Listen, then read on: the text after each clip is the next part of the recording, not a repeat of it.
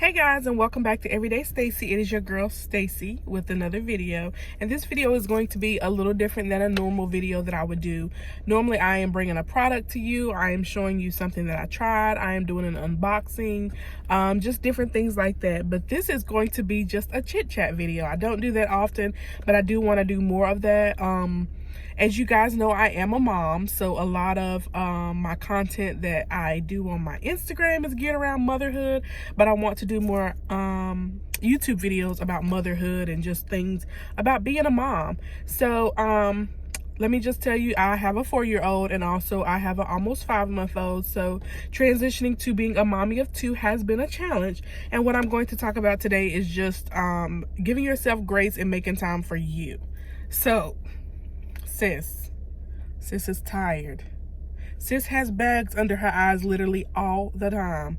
Sis needed a manicure. Sis needed a pedicure. Sis needed her hair did. Sis needed her eyebrows done. Sis needed all of that.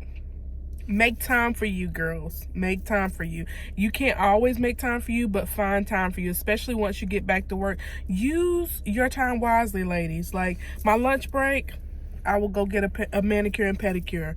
My lunch break, I will go to a store and just browse around Target if I need to. You know, leave work a little early. Go run an errand before you pick up the kids. Just find time for you.